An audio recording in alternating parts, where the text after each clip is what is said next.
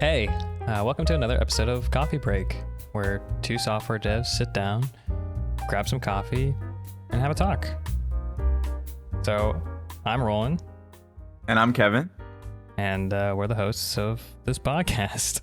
So, we like to start off the podcast with talking about what we're drinking. And Kevin, why don't you tell them what you're drinking tonight? I've forsaken the podcast. I'm drinking a smoothie tonight. We're recording this a little bit later in the day, and it's a smoothie kind of time. You can blame me for that one. I'm drinking the cappuccino that I mentioned last week, in my favorite Starry Night mug that you will eventually be able to see when we start doing the video calls. But the same thing as last week, pretty much. No, actually, last week I did the black drip, just a normal drip coffee because I was being lazy. Because when I make the cappuccino, it's a lot more involved, where you have to measure out the beans and get the perfect grind setting, froth the milk. It's a whole process. Whereas the drip machine, you just do a quick grind and you're good to go. I'm not as fancy as you are, man. And when I make my coffee, it takes like 2 seconds in the Keurig. Yeah, I know, and it baffles me. It's like the worst coffee, right? I started a coffee podcast with a sadist.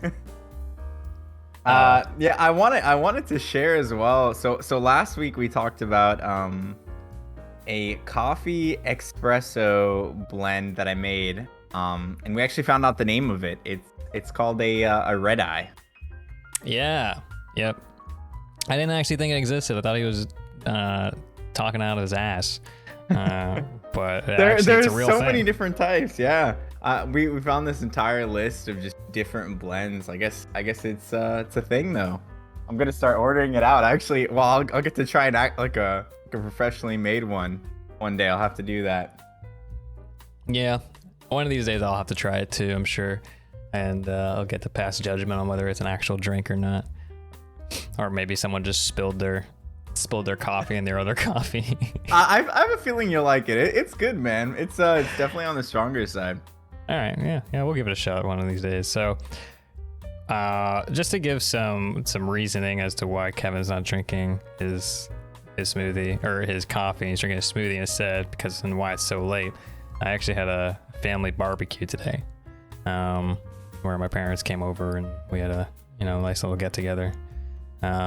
So it's my fault, but for a good reason. And how'd that go, man? It was good. Ryan cooked up some ribs, and we just hung out in the back porch, played a little bocce ball, and we had a good time. It was actually a beautiful day out, so it was fun. What you said, bocce ball? Yeah, I grew up playing bocce. I don't know what that is. What is that? Really? Okay, it's a very old game where essentially there's a tiny ball. Okay, there's a set of balls, so it's all just big. They're just balls, all right? Okay, all right. And usually you'll see it played in like sand pits, but there's also grass bocce. But so you have. Each player has 2 balls.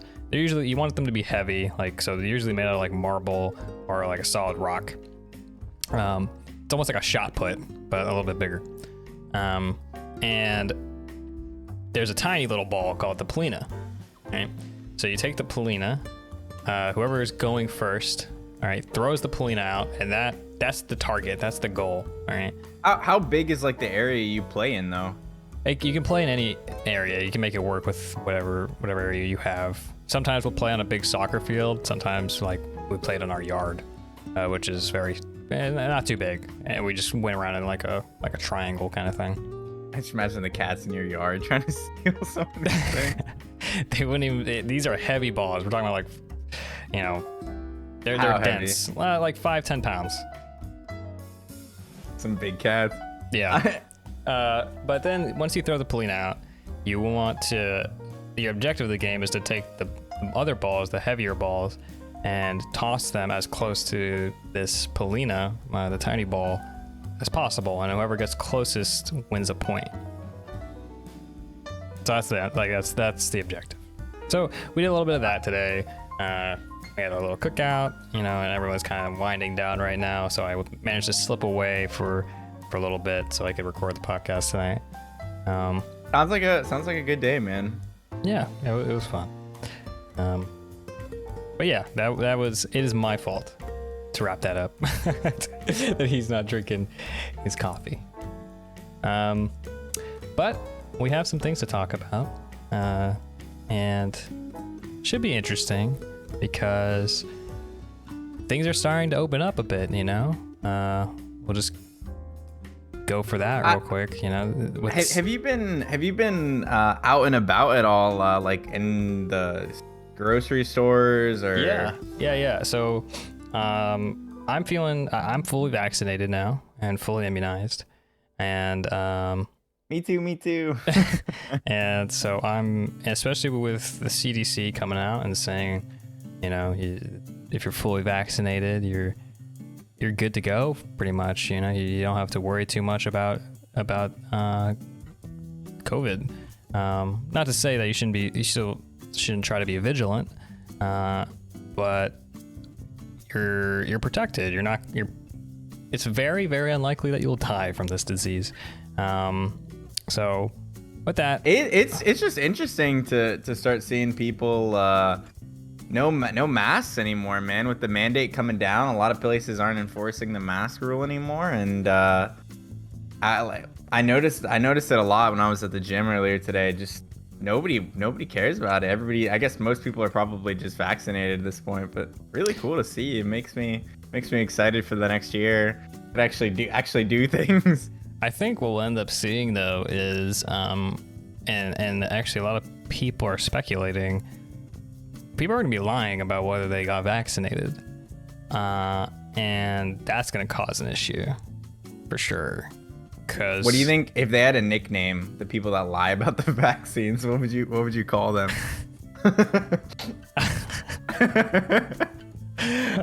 They're gonna get like some like. It's gonna be something political. I just know it. Yeah, so absolutely. It's not gonna be good, and but I think what we're gonna end up seeing are these, you're gonna have to provide proof that you've been vaccinated to enter certain establishments without a mask. So if you want to not wear a mask in this establishment, you need to prove that you haven't, or that you have been vaccinated. I think that's probably the route we're gonna see, and I'm sure there'll be pushback on it. But do you think people are gonna go as far as to have like fake vaccination cards and stuff? I could see that for like traveling and stuff, but like, maybe people will just, it's like getting a fake ID. They'll pay like $100 and get like a fake vaccination card. I think that's going to be a thing, because especially there's already vaccine registries out that have been created specifically for COVID. And I think Microsoft was working on one at some point. And it's a serious thing that is getting a lot of attention. Some people have dubbed it the vaccine passport, which is I guess a fair enough name, but it's a little disingenuous, because at that point you're pretending like every other vaccine isn't a requirement to attend public school, Right. So anyway. Well, anyways, yeah. what not to go on, you can talk about COVID forever nowadays, but where are you gonna go, man? Where's your like first stop on the list now that things are opening back up? Is there like any specific places you want to go? Well, the thing is, I've never been one to travel too much. I've actually, I'm more of a. Do you want to? Do you want to be that person? No. Now with COVID, I've found a reason to travel more. You think you can like appreciate it more? Yeah, because pre-COVID, I was very much more like more sedentary. I didn't really like traveling. I still don't like traveling, if I'm going to be honest. I don't like the idea and the act of traveling. I like when I get to the destination, but going to the airport and stuff is terrible. I feel like most of the time, like when you're going to the airport and you're getting in the plane and It's just usually it's most of the time it's like pretty. It's like a not great experience unless you're booking those like high end flights or something like that that cost they're way too much. So stuff like that, especially and it gets crazy expensive for some of these international flights if you want to go anywhere far. Exactly, and so in that regard, I am not excited, but I do want to travel more. One of the places I want to go to is Japan. My brothers have been talking about that a little bit, and that would be an exciting trip. But usually around this time, or around winter time, or like actually more like March, like February, March is when I go on a ski trip every 1 to 2 years. And we didn't go last year, obviously, because of COVID. So I'm looking forward to doing that in 2022. This guy can ski. It's taken me a while, but I've gotten definitely a lot better. But yeah, you don't have your own skis, right? No, I rent skis whenever I go. It's not. I mean, living in Florida, it doesn't really make much sense to own skis. Even you're not taking them to the beach, like something else. Yeah, then we go water skiing. What about you? Where are you looking forward to going? Or if you have any plans already to go somewhere? Buy any tickets? Right now, I've been extremely close to buying also a ticket to Japan myself, just to do looking more and more at a solo trip. Honestly, I've been looking into the travel point rewards. Okay. For booking my ticket, and it's nice. It's very interesting. I've never done it before, and it covers the entire cost of the ticket. I mean, granted, it's an economy ticket, but still to get to for round trip full. So wait, why to go to Japan? Why a solo trip? You don't want to go with anybody, or just you don't think anyone would be interested in going? I mean, the interest is there. I mean, like I feel like a lot of people in our friend group really want to go on a big trip like this, but. To me, I've been looking forward to going to Japan for a really long time now, and I want to appreciate it in my own kind of way and take my time with it. And I think I'd best do that in a solo way, man. That's respectable. I think that makes a lot of sense. How long would you go for? I want to. If I do it by myself, probably like 3 weeks. I think would be perfect. 3 weeks, yeah. That's kind of what we were thinking too. If we ended up going, it would be actually a little bit more than 3 weeks. I know one of my brothers wants to go for like 2 months, so but I think there's a lot to do, man. Yeah. You can really like spend a lot of time. It's definitely not a 1 week trip, that's for sure. Oh, no way. I wouldn't want to leave, I feel like. Yeah, no, I feel that. So I want to go there, and then I really want to do a trip to Europe as well, man. I would love to. I've been meaning to go. So for those of the viewers that don't know, I also have French citizenship. I'm dual citizenship with the U.S. and I've never been to Europe, unfortunately. Really? So wow. Okay. Yeah. I thought you have been. Where have you been? So I've been to Australia. I've been to Mexico as a kid, which I don't think really counts. And I've been to Israel, and then different places in the States here, and yeah, those are my spots that I've been. What about you? Where have you gone to? I have never been out of the country. I thought you would have gone to Europe, actually. No, I'm uncultured. Like I said, I don't like traveling too much. Hearing. Yeah. I've never. It's always hard for me to. Well, I'm also, pretty young, and my family has never been too big into like traveling. The apple doesn't fall far from the tree in that regard. My dad's never been. That's actually a really good point, man. Yeah. It's funny that you say that. My family is the complete opposite. My parents have lived literally all over the world, and they raised me to want to go travel and like explore different places. So it's kind of interesting to hear a different perspective on it. Yeah, because growing up, my my family always focused on. Like rather than taking vacations or going on extensive trips, we would go to really high-end restaurants. That was this guy has some food experiences. Let me tell you, chat. that's what.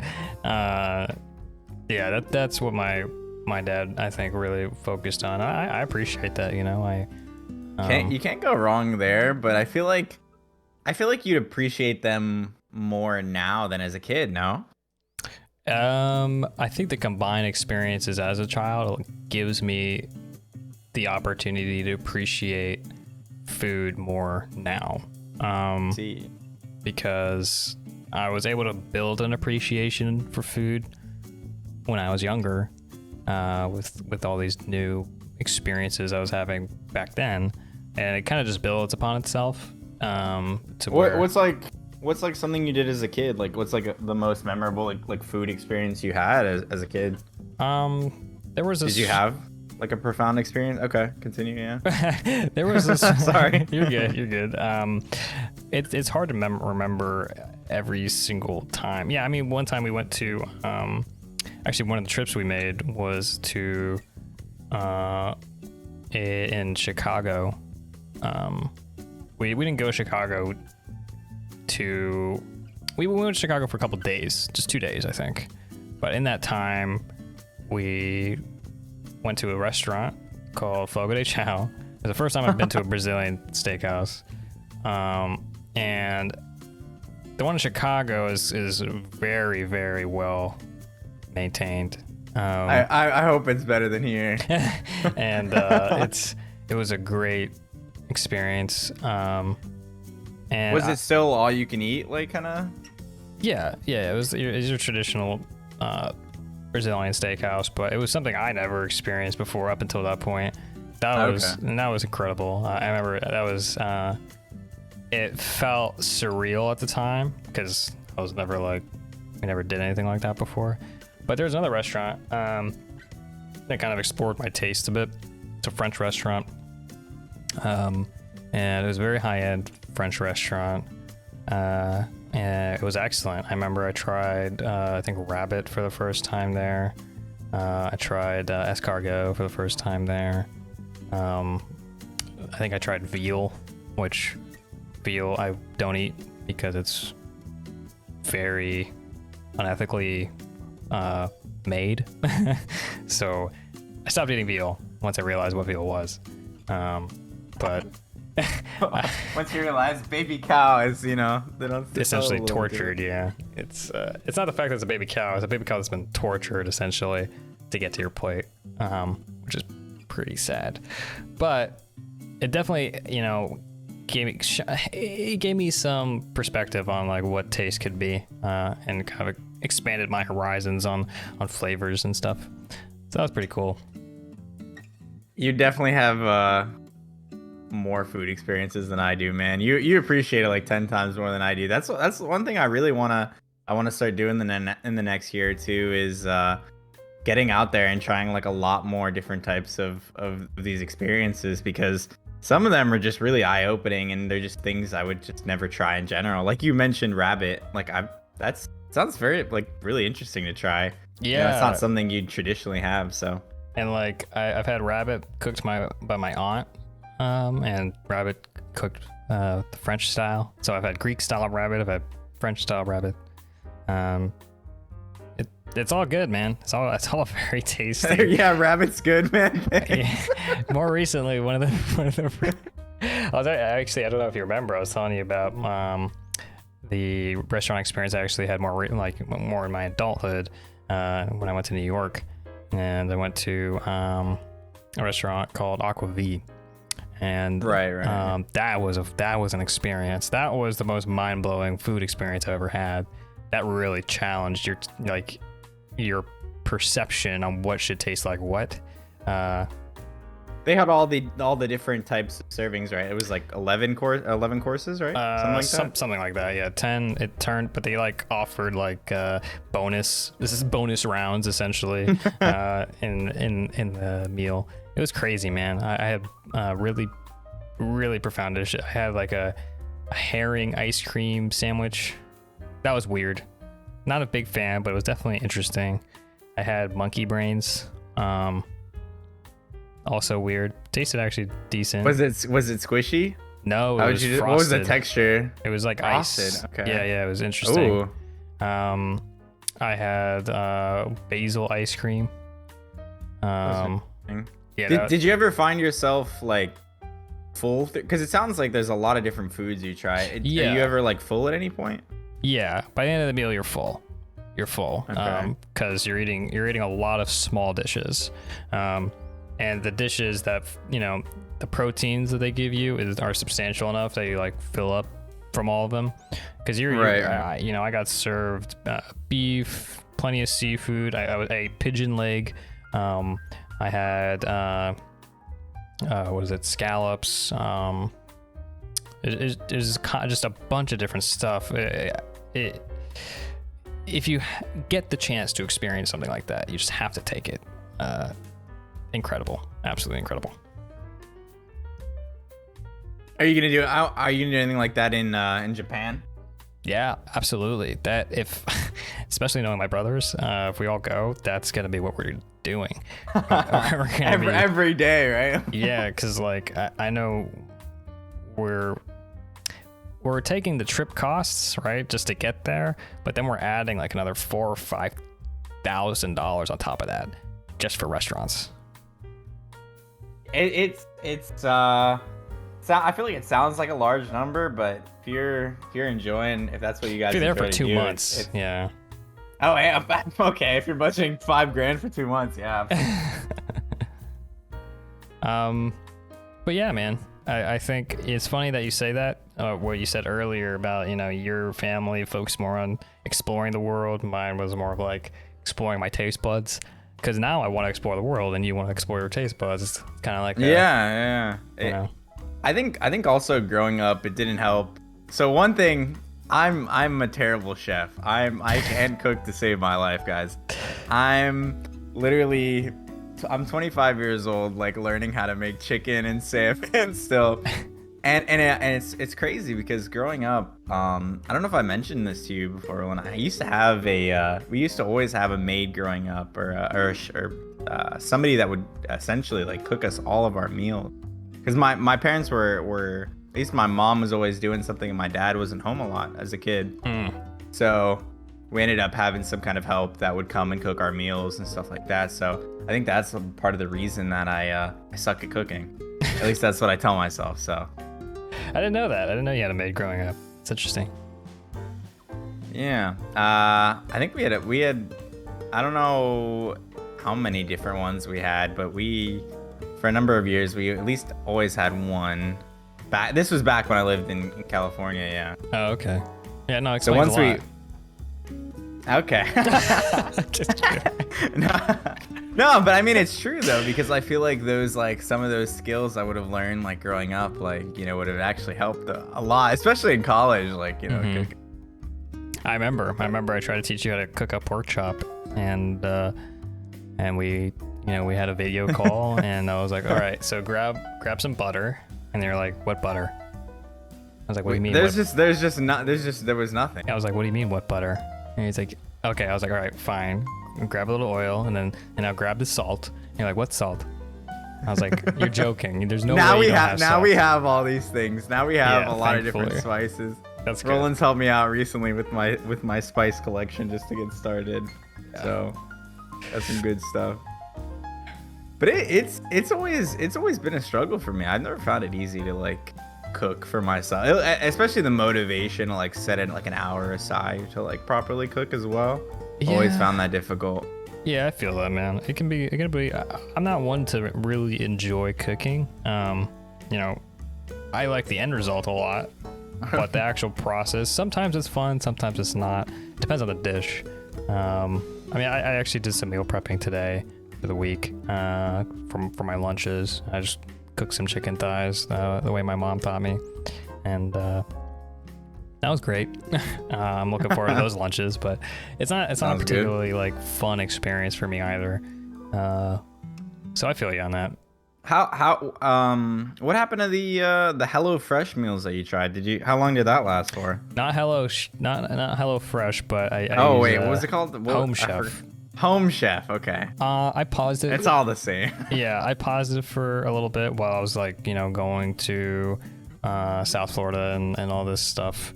So I'm just kind of, and then my last batch, FedEx really screwed me, and they like delayed my package because I don't know. The reasoning was I wasn't home, even though I was sitting on my computer. Oh. It doesn't make any That's sense. weird. Yeah, I don't know what happened. So what ended up happening was the package, all the ice packs melted, and then they delivered it the next day. So I opened it up, and it was warm. Like everything was warm inside.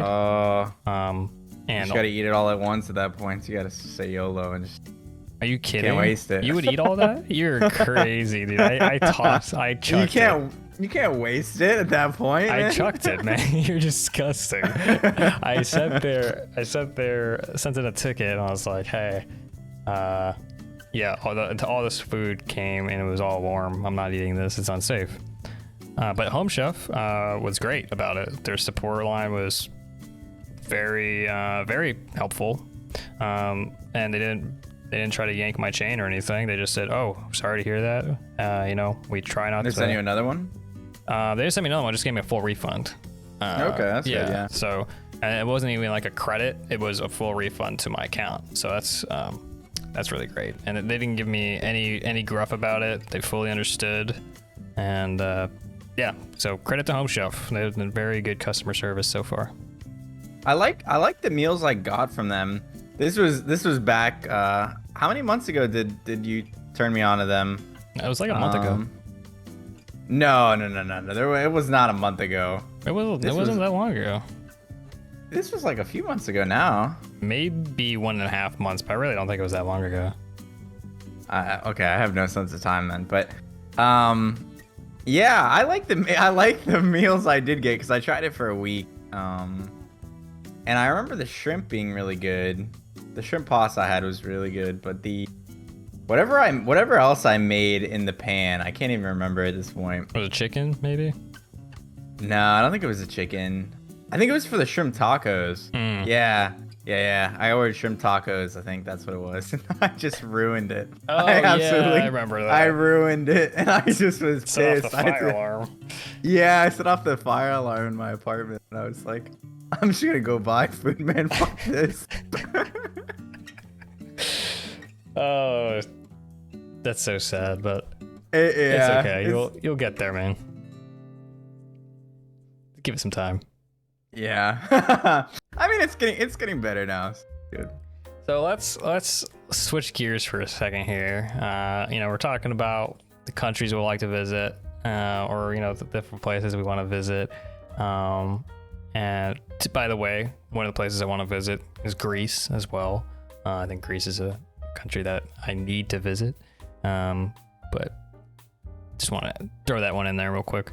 But with all these countries we're talking about, let's talk about crypto for a little bit, because we're both really into crypto. And we both have vested interests in the crypto market. But I think it'd be fun to talk about for a little bit, and especially with the recent news. The correction right now. Yeah, major correction going on. Don't invest what we can't lose.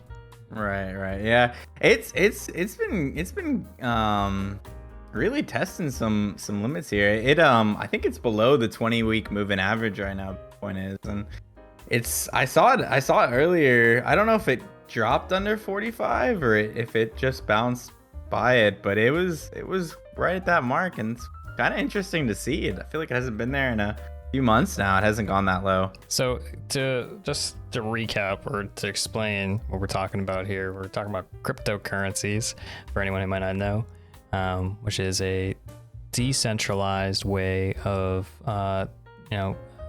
transacting essentially on technology called blockchain.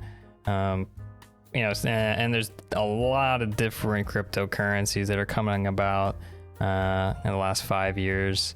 So I feel like it's been the flavor of the month for the last few months almost, right? Since January, it's been very popular. Yep. But it's been around for a long time now. If you've ever heard of Bitcoin, then you've heard of a cryptocurrency. So, definitely something I would recommend everyone educate themselves on. Hopefully, we will be able to dedicate an episode to educating people on cryptocurrencies sometime. But it's not gonna be this one. This one, we're just gonna be talking a little bit about how we feel about recent news, especially things like Dogecoin, which has been the flavor of the month. It really has. It's crazy to hear everybody just talking about it or throwing some kind of money at it. It seems I can talk to anybody on the street and they've chances are they've thrown $100 at this meme coin, and why not, right? Like, it only goes up. If Elon Musk and Mark Cuban back it, then what's the problem? Yeah. See, so me and Kevin here are a little bit jaded on Dogecoin because we've been kind of following cryptocurrencies for the last 4 years or so. And back then, we saw this was back in 2017. We were seeing Dogecoin at under a cent, well under a cent. And it was well established as a joke. And we saw massive gains for Dogecoin, similar to what we've seen here, not on the same degree, but where you see these essentially pump and dumps of Dogecoin, where it'll rise thousands of percent and then drop like a rock. So seeing that again, except now seeing it supported by so many people and some pretty big names, is it's going to the moon, quite literally now. Oh, yep. Spacex announced that they're funding a mission to the moon using Dogecoin. I think they're getting paid in Dogecoin to do this as well. Yep. That's so crazy. That blows my mind. I love it. I hate it and I love it at the same time.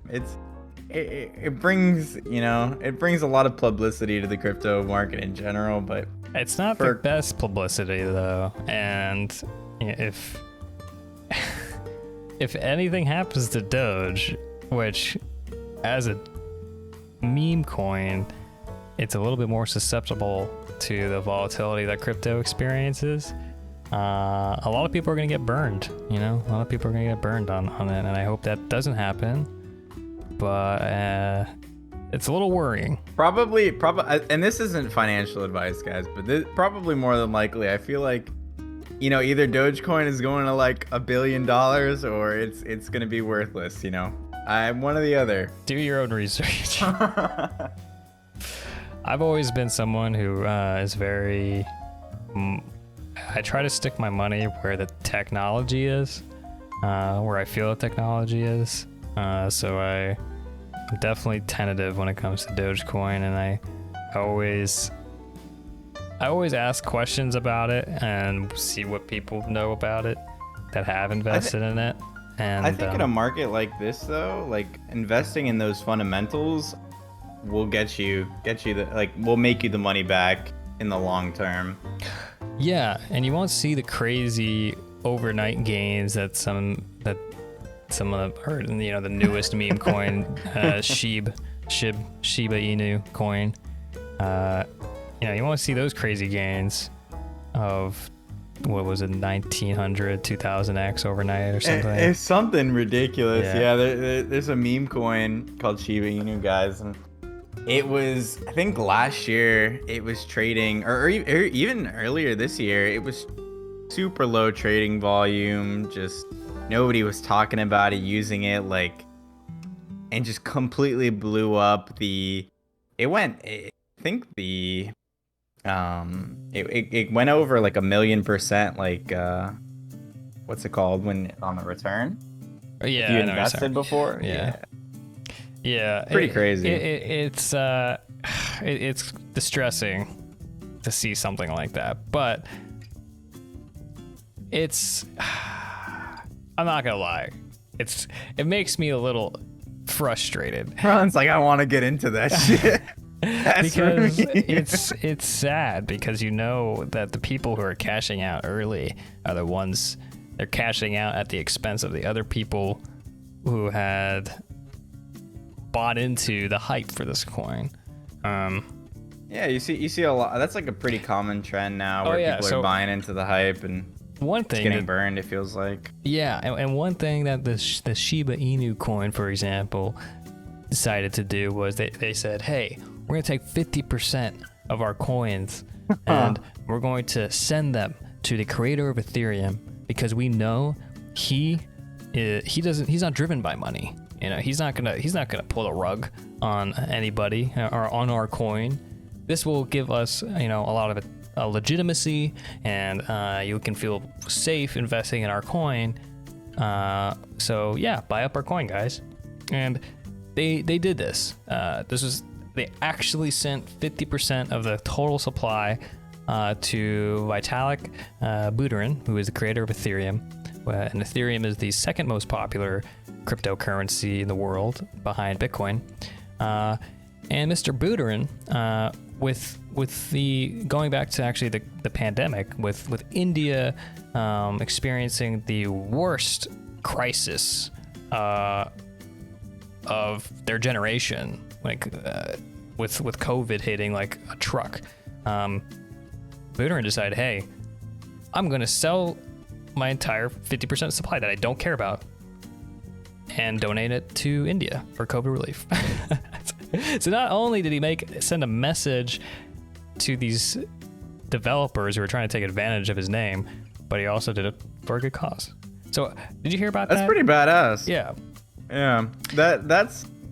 It's kind of crazy to think that they wouldn't, you know, they think he would just hold on to it like that, though. It's definitely surprising. I'm surprised they were actually even able to send it to him like that. It's kind of interesting. It's pretty funny. But it's the reason they can do that is because Shiba Inu is built on the Ethereum network.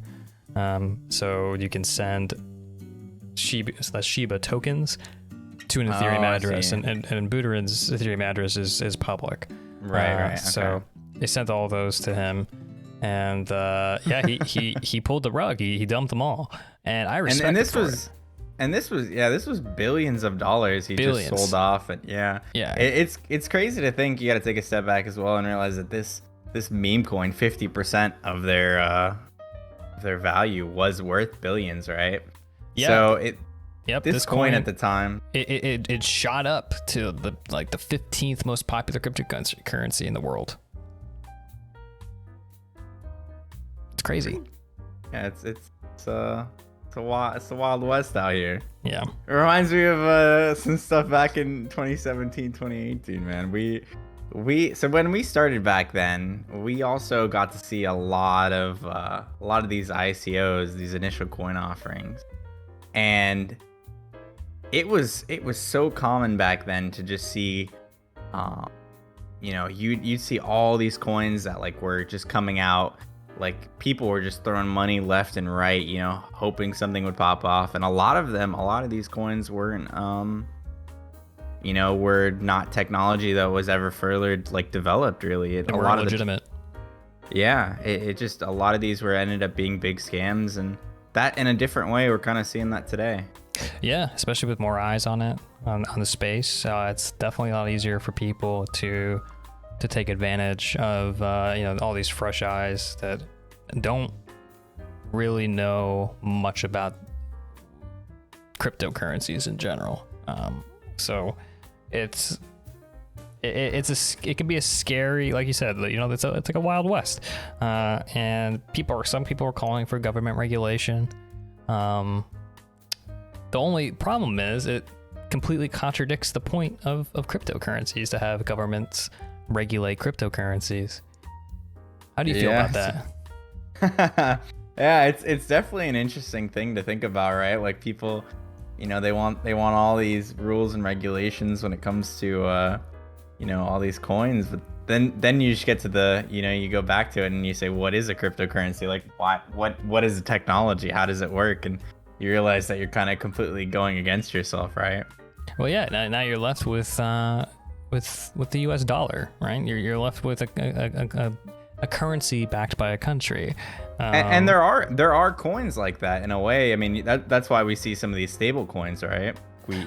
Yeah, and the stable coins are more to help you transact from fiat to crypto. It's a 1-to-1 ratio most of the time. But the idea that governments should be getting involved in cryptocurrencies and regulating them, the whole point of a cryptocurrency is to be decentralized. So the idea that now we should centralize regulations, it makes no sense.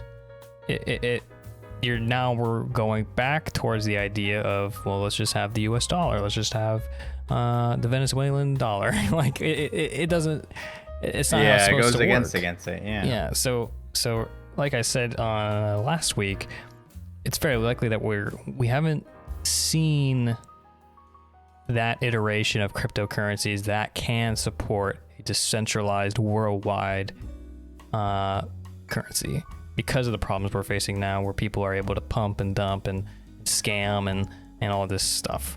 One day we'll see it. I think the best thing to do, and for some of you that might not be aware of, like, you know, or like feel informed and comfortable with like investing in cryptocurrencies because you see it as a Wild West, I think it really is a great time to do research and to find out, you know, coins like, you know, like people are using Bitcoin now as a store of value, and people are using Ethereum for like smart contracts and all this different stuff going on right now. But there's a lot of different, my point being, there's a lot of different coins with some great technology coming out that, you know, really might see, if they do end up becoming used, they might see some huge gains. So as an investment opportunity, it's definitely worthwhile looking into. All right, you're a shill, dude. I'm a shill. Yeah. No, but it's an interesting. I feel like we've been bashing it. We've been kind of talking, you know, more negatively than positively with some of these meme coins. So I feel like. Yeah, I mean that is my genuine sentiment. I won't hide it, but at the same time, it shouldn't reflect, like, yeah, you're right. It shouldn't reflect on the entire crypto space. I find the entire cryptocurrency space super interesting. There's a lot of new tech and stuff that is fun to actually read about, in my opinion. So, of course, I always, you know, Kevin, I've always encouraged you to read more about these currencies, and I'll encourage anyone to, because at the end of the day, you're just learning a little bit more about future tech. I find that fascinating. Absolutely, and I think one thing that's really interesting that's going on right now is this whole argument against the energy consumption behind Bitcoin. I think we got to talk about that, right? We can talk about that for a little bit, yeah. I've read a lot of studies on the actual environmental impacts of Bitcoin mining and just cryptocurrency mining, and it's always been compared to, you know, Visa transactions and you know, credit card transactions and the amount of energy they take up, and how it's nominal, like it's almost incomparable compared to like Visa, for example. At the same, it's kind of interesting that it's blown up in such a way that it, you know, people are looking at it so negatively. Yeah, and I don't blame them, because at heart, they're correct. It's only going to, you know, start using more and more power. It's not a sustainable method. It's not a sustainable technology. They're absolutely correct.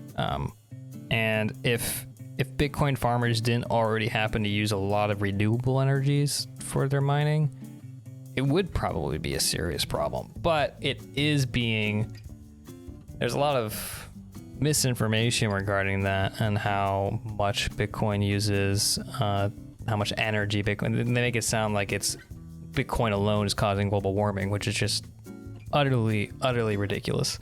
Right. But the concerns are valid.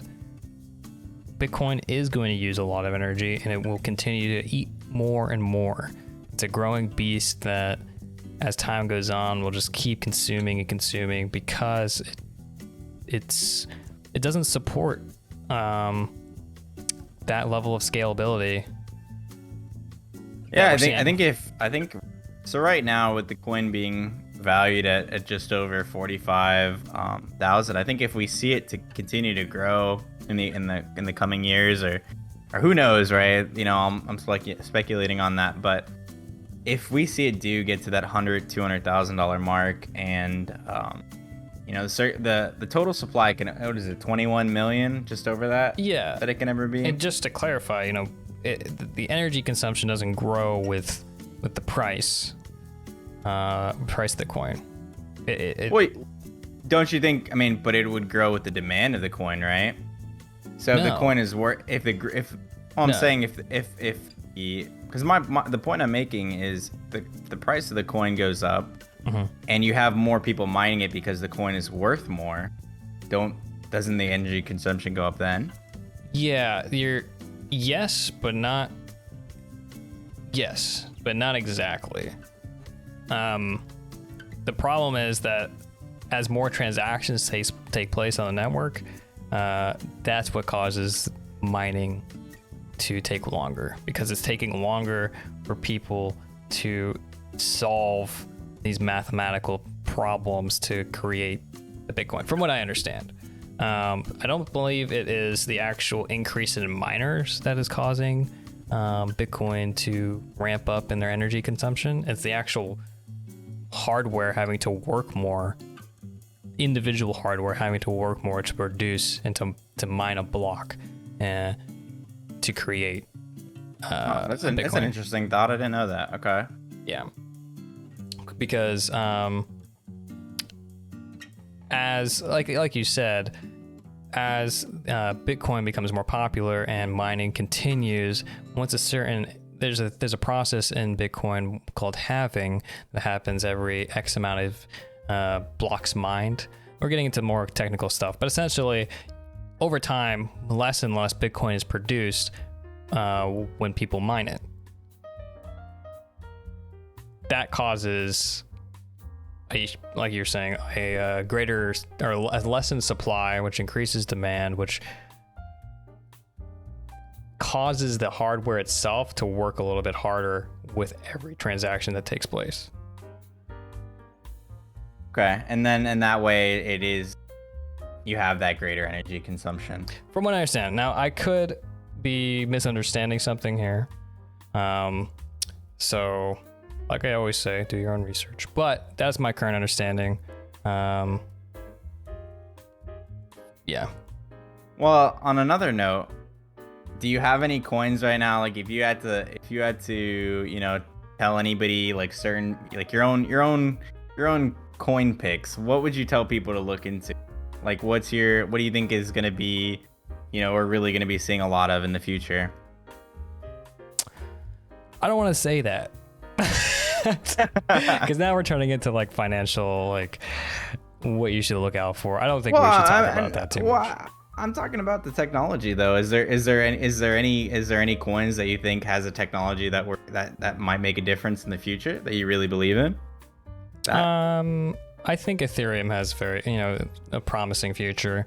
I would encourage anyone to look into Ethereum 2.0 and proof of stake technology that curbs the environmental impact of mining significantly, to the point where it's actually, you don't really use hardware to mine anymore.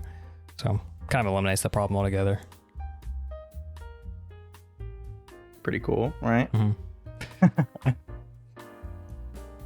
So have you heard that there are games on the blockchain now? You know what I did see? I did see a gambling thing with horse racing. I thought that was pretty interesting.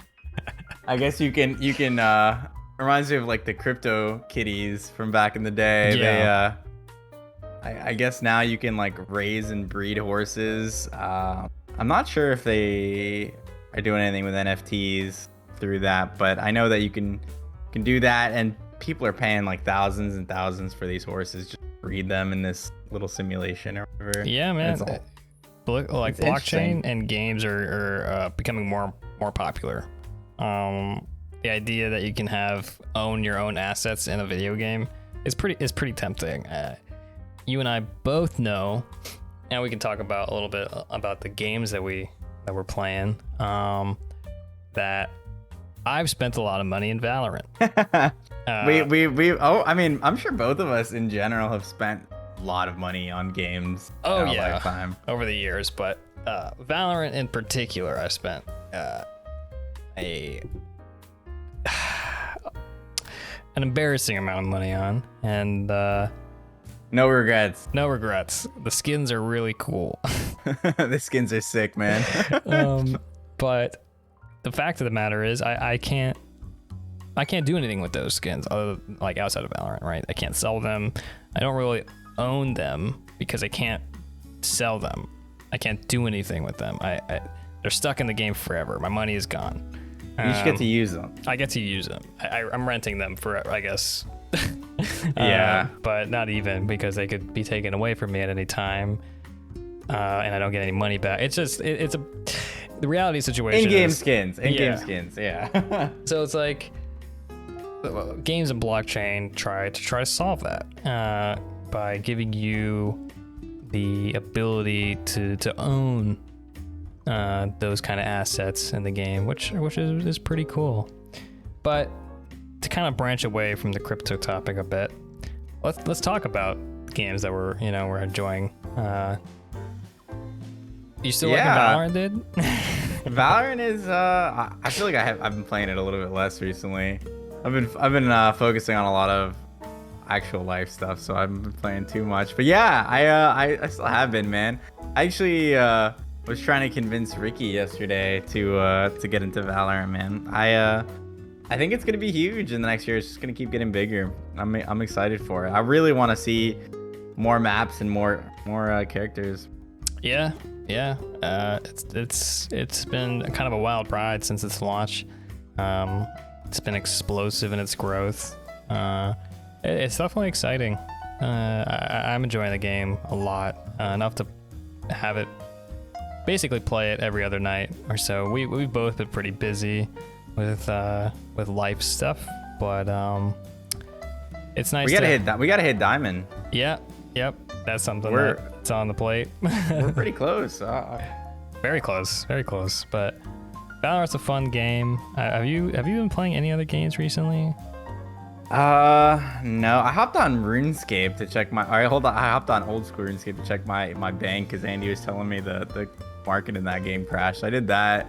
But other than that, no, man. I kind of been watching WoW a little bit too. Tell us a little bit, or talk to me at least a little bit about the markets in RuneScape, because I remember the last time I played RuneScape, that was the most fun experience for me, was playing the economy.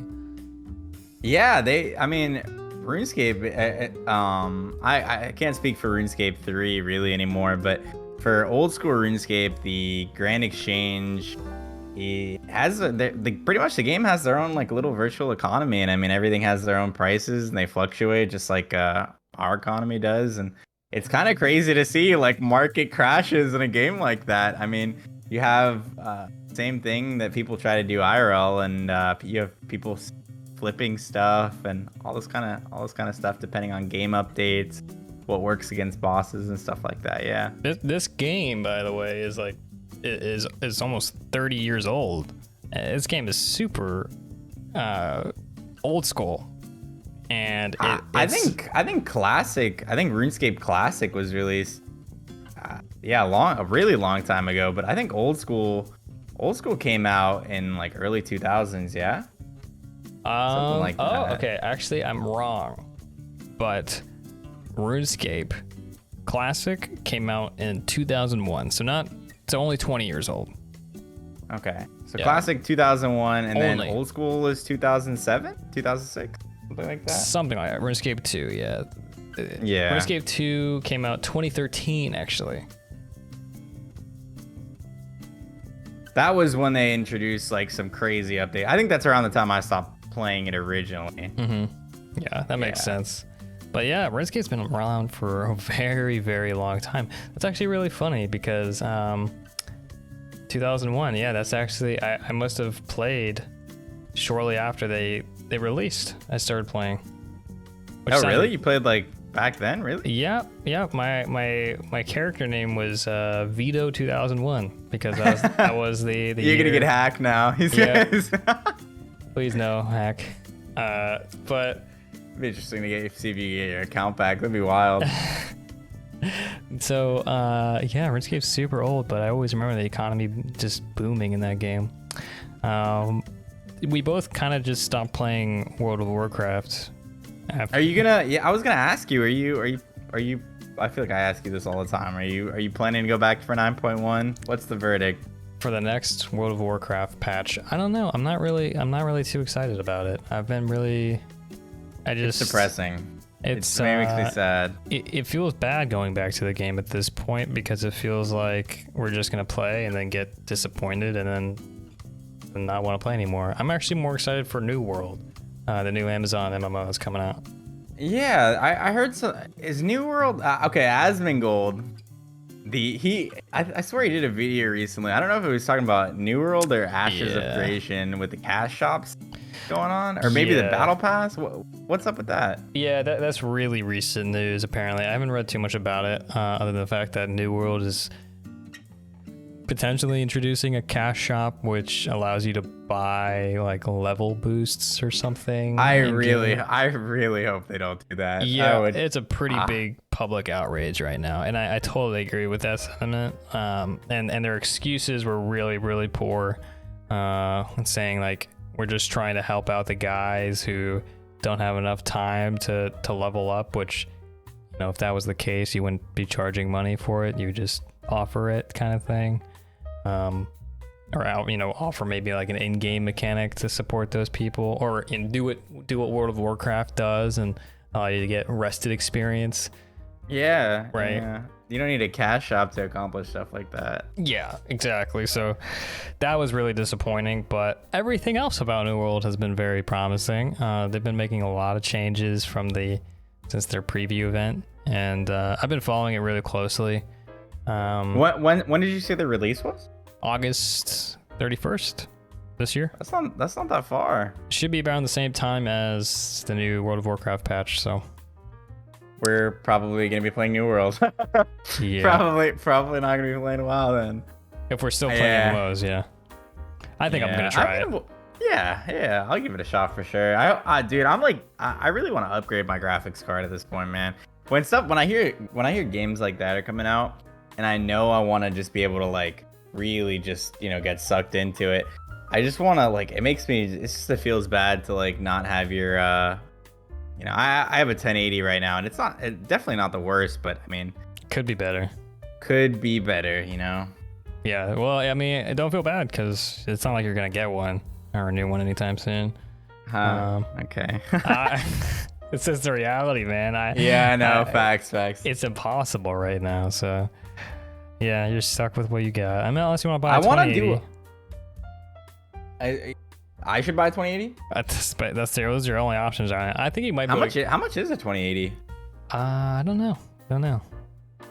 I probably wouldn't do not it worth anyways. it. Yeah, probably not worth it. I want to do a whole new build, I think. So I'll probably wait till I can actually get my hands on the card and then build the PC around the card and really just enjoy it at that point. I kind of want to do actually have a nice case and do it properly, because back when I bought my PC, guys, I bought a pre-built back in the previous crypto hype when graphics cards were just so was back then the 1080 was the big one, right? Yeah, 1080 was the flagship. Yeah. So actually no, 1080 Ti was flagship.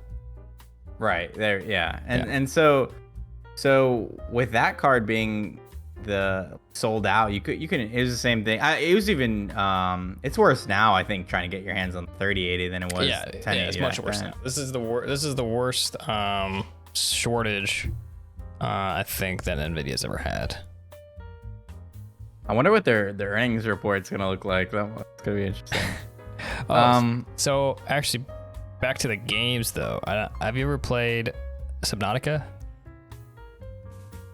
No, I haven't. But Mike was telling me something about a sub tank or something he was trying to build earlier today. Oh, I hopped in. yeah, that's Yeah. funny because yeah, the new Subnautica fully released today, or not today, sometime recently.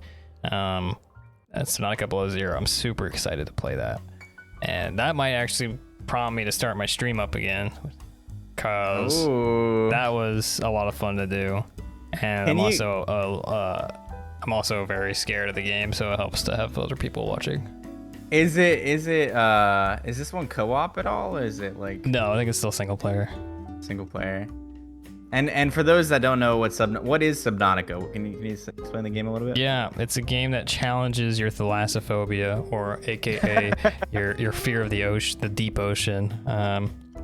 It is the original Subnautica, pretty much entirely takes place in the ocean, and not in the ocean, actually in a ocean on a remote planet. You crash land, and it's an ocean planet. So you're swimming around. You can build your base underwater, and there's a story though of why you landed there. Do you what have happened. to have to follow the story, or is it like to progress? Yeah. Okay. But it helps you along, you know. But you also can explore on your own, and that is just as terrifying. The game pushes you to go deeper and deeper into the ocean, and it gets more and more terrifying. At some points, you know you're a kilometer under the water, and it gets pitch black, and there are things down there, man, that do not like you. So, I've seen some clips, man. It looks pretty spooky. I want to try it with the the lights off, on a rainy day, man. it's absolutely terrifying, but it's try fun. It's very well done, and artistic. I'm looking forward to the new one. Subnautica Below Zero. How many what's like a good playtime for like that game? Like, can you only get like 30 to 40 hours out of it? Is it like something you could see yourself playing for like more like 200 hours? You could squeeze that amount of game time out of it, but typically I think you can finish the first game. Let me see how much time I spent on the first game. 45 hours. You full cleared it, like that's everything kind of done. Yeah, I didn't do all the achievements, but I played the entire story. You did what you had to do. Yeah, and that came with a lot of me just exploring on my own. It kind of depends on the kind of player you are. You know, if you're someone who tries to do your own kind of thing for a little bit, you don't want to follow the story completely. Or maybe you get stuck at a certain point and have to really just push yourself to do something in the game. That's kind of what happened to me at certain points. I know I really try to avoid looking at wikis and stuff for the game. So I was constantly challenging myself when I got stuck to like keep trying and keep looking for things. So it probably took me longer than the average player to do it or to finish the game. But it's worth it because it's not even a full price game. It's like $20 or $30. It's not bad. Yeah, it's good. But we're hitting that 1 hour mark, so let's go ahead and wrap it up. Thank you guys for listening to yet another episode of Coffee Break. Thanks everybody. I hope everybody enjoyed this episode. Yeah, yep. I know we covered several topics here, but going forward, we're hoping to have some more directed, conversations, and some with interviews, some without. And honestly, we'll probably have more of these where we just kind of talk about random shit. But yeah, it's relaxing. I find it very, very laid back. And also video very soon. Yeah, video calls very soon. Should be a good time. But yeah, you get to see our faces and our coffee mugs. That's the important part. Oh yeah, there it is. Thanks for listening, guys. And we'll catch you next time on the next episode of Coffee Break. Have a good one.